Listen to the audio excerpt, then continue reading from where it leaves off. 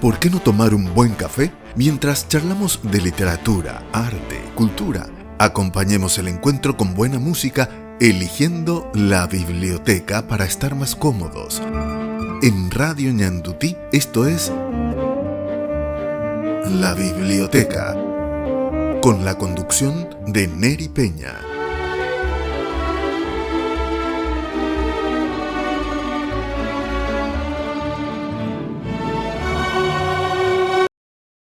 Bienvenidos a la biblioteca, al segundo programa del año 2022. Muchas gracias por dejarnos entrar en tu casa. Gracias por acompañarnos. Y hoy vamos a hablar de sociología y de documentoscopía. Temas interesantísimos. Vamos a hablar con el doctor Carlos Peris sobre sociología y con el profesor Librado Sánchez sobre documentoscopía. Pero antes de dar la bienvenida a nuestros invitados, quiero agradecer a la escribana Sofía Raquel Fernández Casabianca.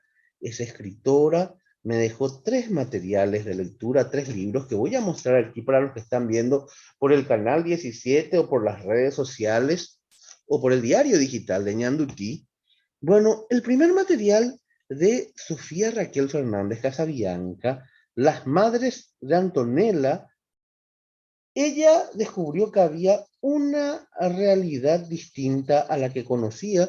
Vamos a invitar a la escribana para que nos hable de su libro y también nos dejó del taller literario del Club Centenario 2020, Historias en Cuarentena. También quiero agradecer. Voy a mostrar para los que están viendo por el canal 17 de Ñandutí TV o para los que están viendo por las redes sociales o por el diario digital, la fotografía de la estación de tren de Paraguarí. Muchísimas gracias a Ramón Cabrera que me dejó esto en la recepción de la radio, la fotografía. Y les digo, para los que están escuchando por Ñandutí, qué hermosa fotografía. Y cómo no atesorar, cómo no guardar parte de la historia del país. Gracias, don Ramón Cabrera, por la fotografía. Él es fotógrafo, vino desde Paraguarí para dejarme este material. Ahora sí, vamos a saludar a nuestro primer invitado. La magia de la tecnología nos une. Estamos con el doctor Carlos Aníbal Peris. Él está en París, está haciendo su postdoctorado, está en la Sorbona. Bienvenido a la biblioteca, doctor Carlos Aníbal Peris. No, por favor, Neri, un gustazo estar acá contigo y bueno, siempre propicio a estos espacios donde podamos hablar un poquitito de cultura, de los materiales de lectura que son tan importantes para un país como el Paraguay. Estoy en París, vine a hacer mi postdoctorado por una beca nacional que me dio la Becal. La idea es poder estar aquí los meses de enero, febrero y marzo. Bueno, por sobre todas las cosas, estudiar un poquitito o profundizar mi línea de investigación. ¿Cuál es mi línea de investigación? Bueno, es la cuestión de seguridad, es cuestión de la policía, de los derechos humanos. En definitiva, esa transición democrática que se hizo en el Paraguay desde 1989, algunos autores y pensadores dicen que todavía estamos dentro de esa transición democrática en el Paraguay.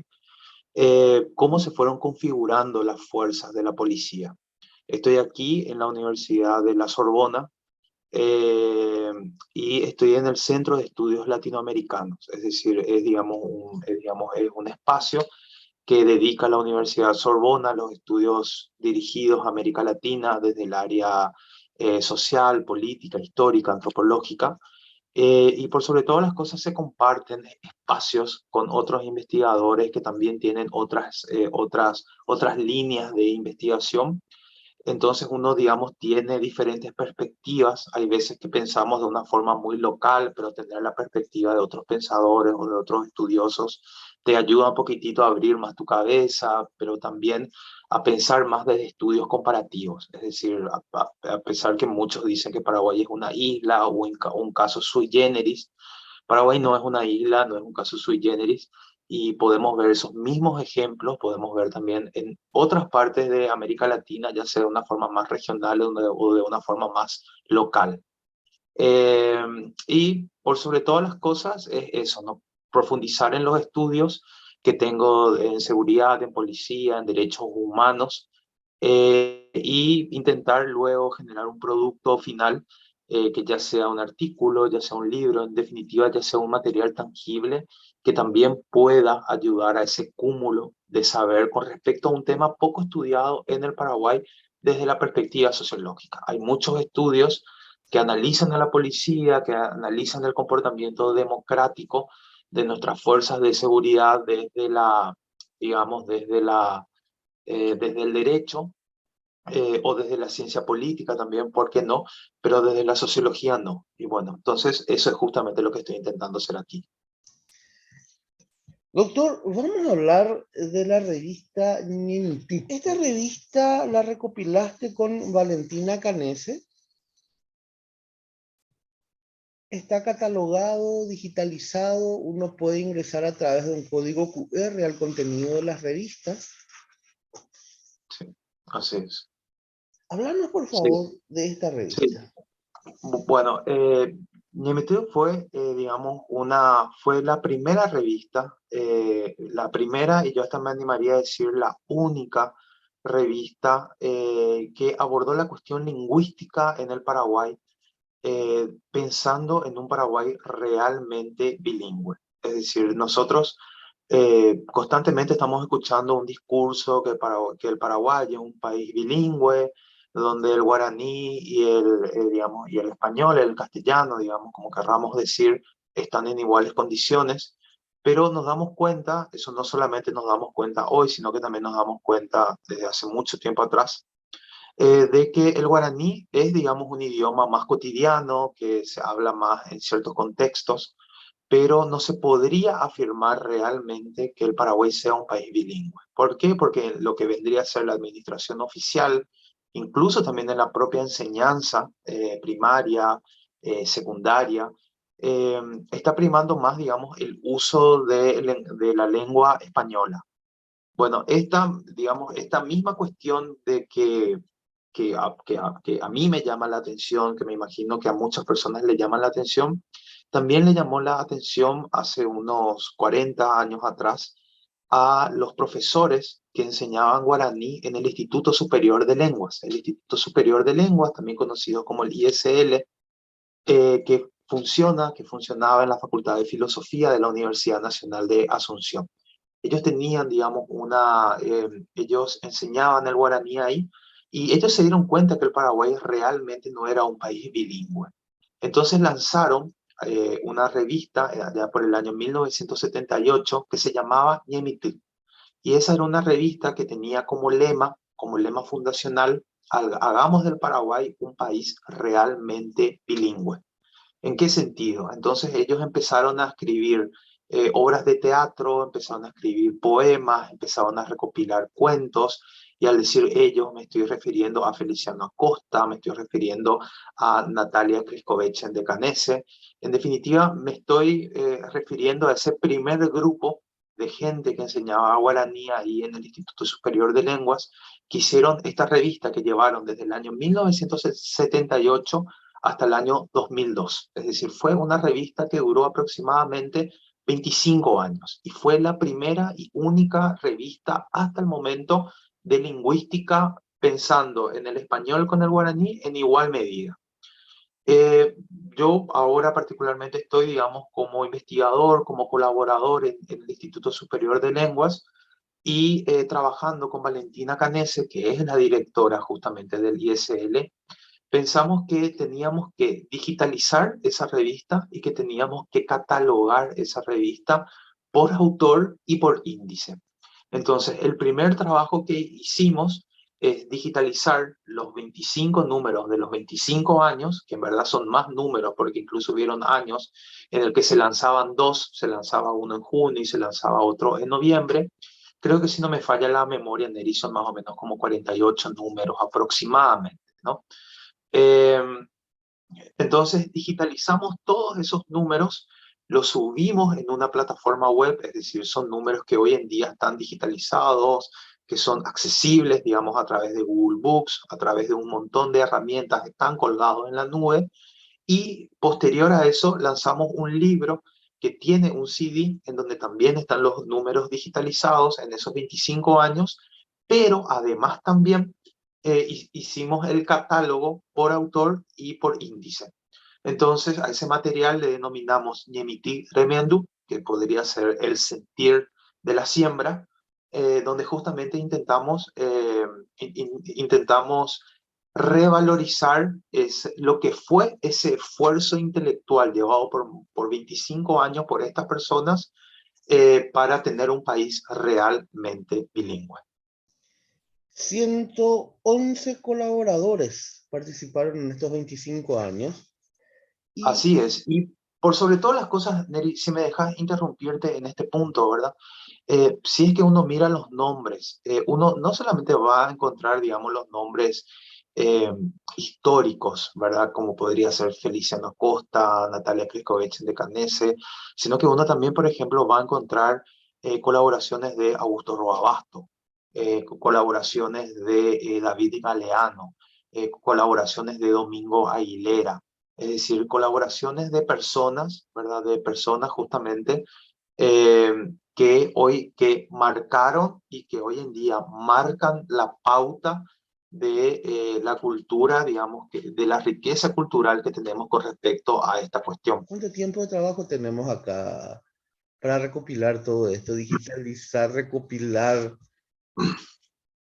Sí, bueno, por sobre todas las cosas fue un trabajo colaborativo, así como todo proyecto grande es un trabajo colaborativo.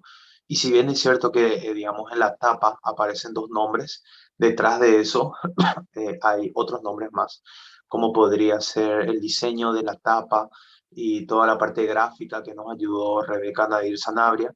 Y también las fotos son del antropólogo Guillermo, entre comillas, Mito Sequera, porque ese libro también tiene, digamos, tiene una riqueza fotográfica. Eh, entonces, digamos que principalmente fuimos nosotros cuatro, ¿no? Es decir, Guillermo Sequera con su foto, Rebeca Nadir con su, digamos, con el diseño, con todo lo que podría ser la parte de la creatividad del material, cómo presentarlos, así como vos decís, de esa forma tan ordenada, tan limpia, tan hasta artística, para decir de cierta forma. Y después, digamos, está ya el trabajo de digitalización, que lo estuve haciendo yo, contestando tu pregunta en 3 meses. Y luego ya estuvo, digamos, el trabajo de investigación que estuvimos haciendo con Valentina, de lo que vendría a ser la catalogación, el índice y todas esas cuestiones, ¿no? Pero es decir, el proyecto en sí, digamos que se cerró en 3 a 4 meses, pero fueron procesos paralelos. Es decir, mientras que uno digitalizaba, cuando se terminaba de digitalizar, eso se llevaba al diseño, después eso se llevaba a la parte del índice, eso también se subía después a internet. Es decir, fue un proceso de 4 meses, pero un trabajo colaborativo justamente de estas 4 personas que estuvieron en diferentes áreas llevando digamos, este trabajo, ¿no? Te quiero consultar algo simple.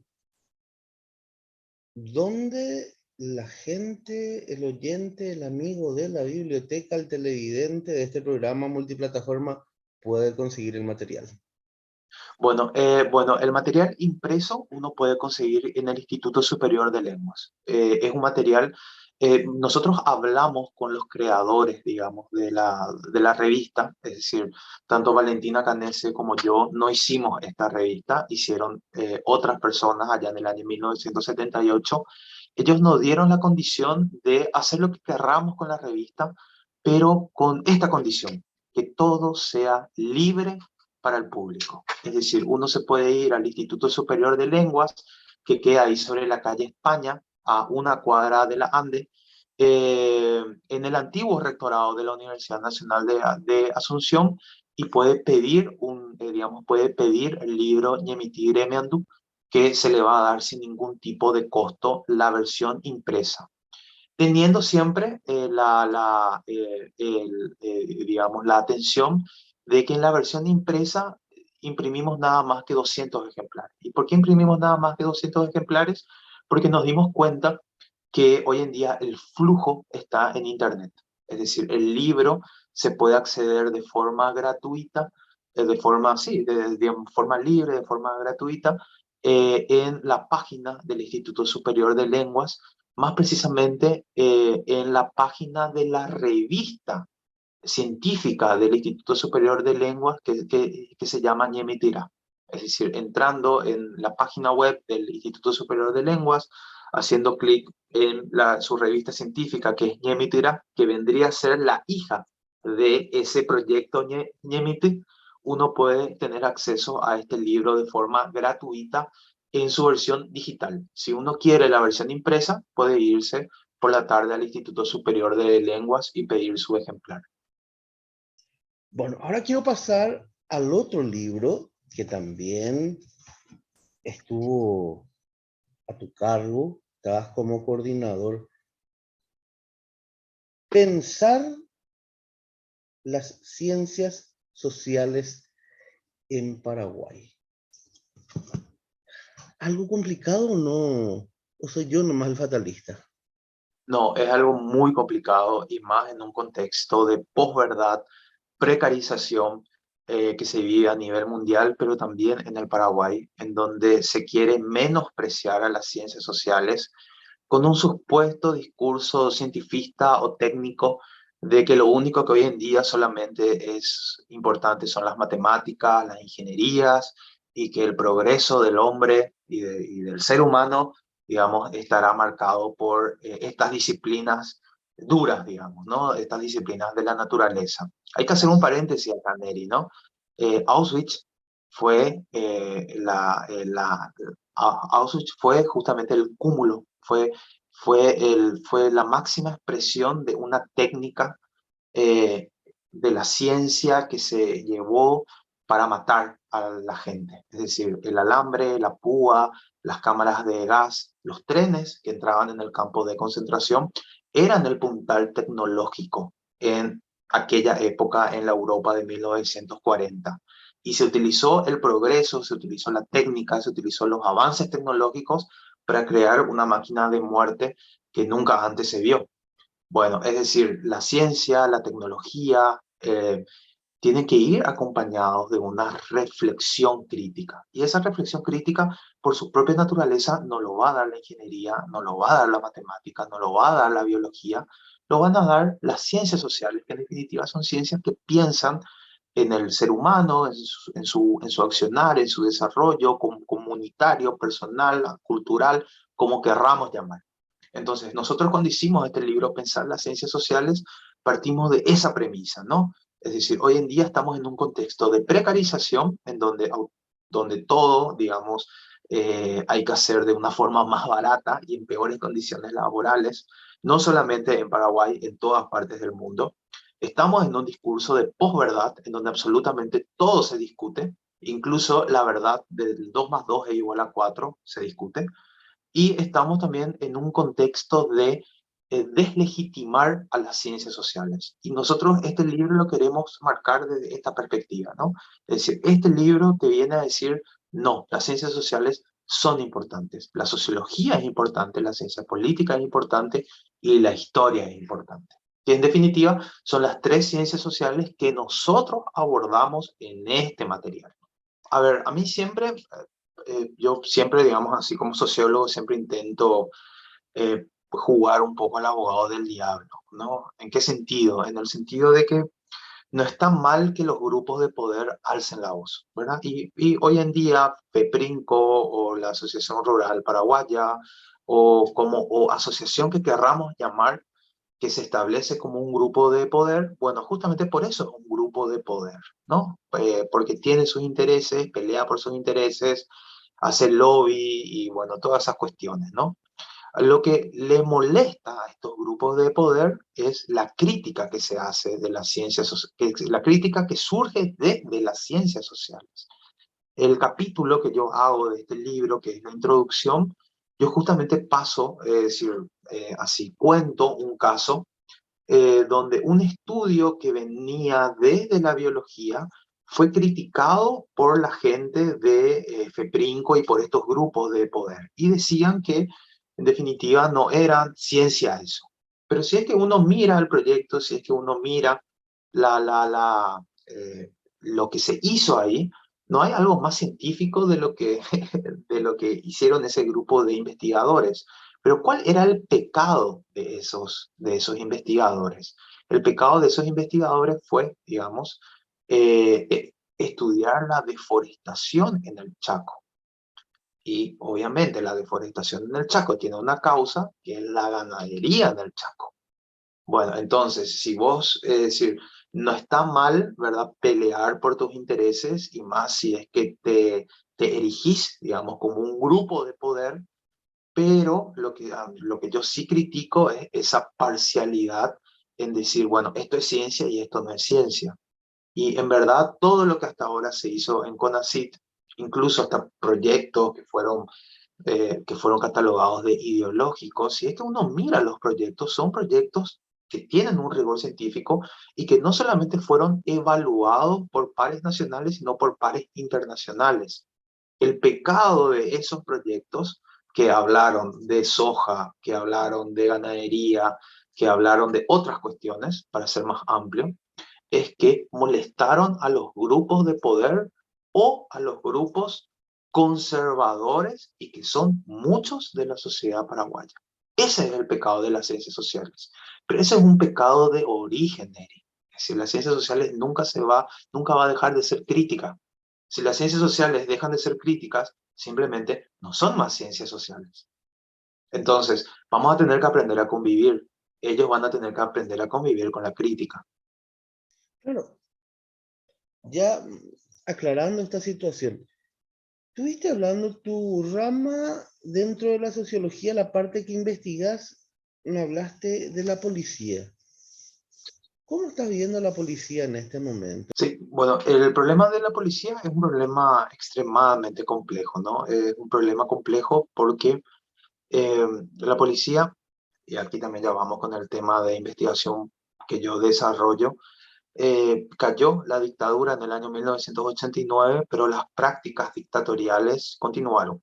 Es decir, incluso cada cierto tiempo, organismos que defienden los derechos humanos en el Paraguay llaman la atención de cómo esas mismas prácticas de tortura, amedrentamiento, incluso desaparición forzosa de personas, todavía siguen estando en el Paraguay, ¿verdad? Y son llevadas por agentes de la policía, porque, bueno, justamente ellos son los que tienen el poder de acción, ¿no? Es decir, a lo mejor en nuestro entorno urbano de Asunción, Encarnación, Ciudad del Este, vamos a poner como los 3 epicentros urbanos más importantes hoy en día del Paraguay, no vemos eso. Pero vemos muchas veces que en desalojos que se hacen a comunidades campesinas, los que están desalojando a los campesinos de una forma arbitraria, sin ningún tipo de respeto garantista, son los policías. Y si vemos muchos desalojos que se hacen a las comunidades indígenas, los que prenden fuego las chozas donde viven los indígenas son agentes policiales que están ahí acercándose para prender fuego, para echarle a esa gente y que vengan después los otros, ¿no? Es decir, la policía sigue siendo una policía que no tiene mucho tacto con la democracia en su accionar. Se hace llamar democrática, está dentro de un sistema democrático actual, pero en su práctica está tan lejos de ser democrática realmente. Ese es el primer problema que tiene la policía. El segundo problema que tiene la policía es su falta de inversión. Es decir, la policía no tiene plata, no invierte, simplemente se hacen ciertas cuestiones, pero esas cuestiones que se hacen en definitiva le dan a la policía un rol de accionar cuando el delito ya ocurrió, pero no le dan un rol de prevenir antes que el delito ocurra. ¿Y por qué la policía no puede prevenir el delito antes que eso ocurra? Porque para prevenir hay que tener recursos, hay que tener cámara, hay que tener inteligencia, hay que tener contrainteligencia, hay que tener agentes que no necesariamente se estén vistiendo de policías, hay que hacer seguimiento de casos, mayor identificación de personas, bueno, en definitiva, un montón de cuestiones que que implican recursos. Entonces la policía simplemente aquí acciona cuando el delito ya ocurrió, pero no previene que ocurra ese delito. Y el tercer problema que tiene la policía, así es la cuestión de quién entra en sus filas. No hay un proceso verdadero para seleccionar a los policías. En Europa, el policía antes ya tiene una carrera universitaria, ya es abogado, ya es sociólogo, y uno de los exámenes de ingreso que más cuestan es entrar a la policía. ¿Por qué? Porque justamente, ¿verdad? El policía está bien pagado, el policía tiene un montón de garantías, pero también implica es decir, ese proceso de selección hace que los mejores puedan entrar. Bueno, hoy en día en la policía paraguaya no sé si entran los mejores. Hay muchos casos en la prensa que entran por amiguismo o porque es amigo o tal persona, de tal comisario o de tal jefe. En definitiva, y esto nos lleva a una cuarta cuestión. La policía necesita ser purgada de sus malos oficiales. Pero la policía no puede purgar si no tiene contrainteligencia. Entonces, como no tiene contrainteligencia, no puede identificar, a ver, tiene contrainteligencia. Ahora, esa contrainteligencia no se está aplicando de la forma correcta. Entonces, los oficiales malos siempre están en las fuerzas y como te dicen muchos de esos policías, cuando la cámara se apaga, te dice, una manzana podrida descompone al resto. Entonces, va más que nada por esas cuatro cuestiones para poder empezar a entender esa cuestión que es la policía paraguaya. ¿Qué pasa con la policía? Volvemos a eso que decía, que hay que hacer la purga internamente. Por sobre todas las cosas, hay que enseñarle a la policía a comportarse de una forma democrática. La forma democrática, Neri, no es solamente un mayor respeto por los derechos humanos. La democracia es obligaciones, deberes y rendición de cuentas de esas obligaciones y de esos deberes. Bueno, la policía no rinde cuentas de sus obligaciones y de sus deberes. Todos aplauden al lince, todos aplauden al lince, pero el lince se configura como una herramienta de control y de castigo para las clases menos desfavorecidas o para todos por igual. Bueno, yo por lo que veo en las crónicas periodísticas, el lince apresa a esa persona que te está vendiendo bananas un día a las 12 de la noche en General Santos y Artigas. Bueno, es decir, el problema de la policía es que la policía se tiene que comportar de forma democrática. Es decir, mayor respeto por los derechos humanos, pero tiene que hacer rendición de cuentas de sus obligaciones y de sus deberes. Mientras que eso no pase, vamos a estar en este continuo bucle eterno de la Policía Nacional Paraguaya como lo que es hoy en día, ¿no? Dice, muchísimas gracias, doctor Carlos Peris, por estar aquí en la biblioteca. Y para mí, reitero, el aprecio que te tengo y sobre todas las cosas, el respeto y el aprecio. Gracias por acompañarme aquí en la biblioteca por el Grupo Ñanduti. No, por favor, Neri, a vos por la invitación y un saludo a todos los que nos están escuchando y nos están viendo, a tus órdenes. ¿Dentro de cuánto te tenemos de vuelta en Paraguay? En marzo. En marzo. O sea, para las clases te vamos a tener otra vez por aquí. Gracias, profesor. Muy bien. Un abrazo. Nos vemos. Chao, chao. Todos los domingos de 14 a 15 horas, Neri Peña los invita a La Biblioteca, un ameno encuentro con la literatura, la buena música, la cultura y un buen café. La Biblioteca, los domingos de 14 a 15 horas por Radio Ñandutí.